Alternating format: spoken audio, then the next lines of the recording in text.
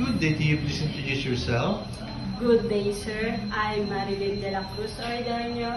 I'm 24 years old from Roa Isabela in Philippines. I'm a college graduate of 3 years diploma in computer science and technology. My father is a vendor and my mother had passed away last May 17 this year. And my hobbies are cooking, cleaning, laundry, traveling, and photography. Okay. Can you tell me your work experience? My work experience is I'm a working student as a housemaid here in Philippines. Since May 2020 to May 2025, I served 5 members of the family, 1 couple, 1 newborn baby 10 months old, 1 child 5 years old, and 1 elderly 65 years old. And my main duties are cooking, cleaning, laundry, dishwashing, and taking care of the children. Okay. In your previous employer, how would you take care of the children, especially when sick? If the baby is sick, sir, I will check the temperature and I will call my employer. Okay. How would you describe yourself?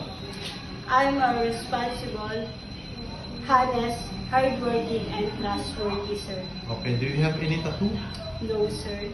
Do you have surgery or serious sickness before? No, sir. Do you have an allergy to certain food? No, sir. Do you smoke and drink alcohol? No, sir. Why do you want to work abroad? I want to work in Hong Kong to provide the needs of my family, especially to my father. And I want to be financially stable in the future, sir. If you get hired, who will take care of your father? My father's siblings, my uncles, and my aunties. Okay. If you're homesick, what would you do? I will focus to my work and remind myself that I will need this job for my family. What time do you usually sleep and wake up when you were working?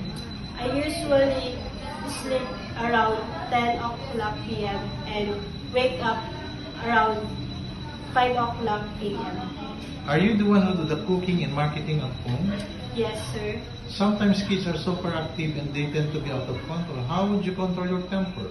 I will be patient and calmer when handling them, sir. Do you accept no day off but to be paid instead by your employer? Yes, sir. When you visited the parents, relatives, and friends of your employer, will you help and do the housework there? Yes, sir. Can you promise not to use cell phone during working hours? Yes, sir. Okay. Are you scared of dogs and cats? No, sir. Are you willing to share a room with kids? Yes, sir. Do you promise to finish your contract? Yes, sir. I will extend if needed, sir. Can you cook Chinese food? No, sir, but I'm willing to learn. Can you sing a nursery song? Yes, sir. The wheels on the bus go round and round, round and round, round and round. The wheels on the bus go round and round, all through the town. Okay, what is your message to your future employer? To my future employer, good day, ma'am and sir. Please hire me as your helper. I promise to do all my duties and responsibilities.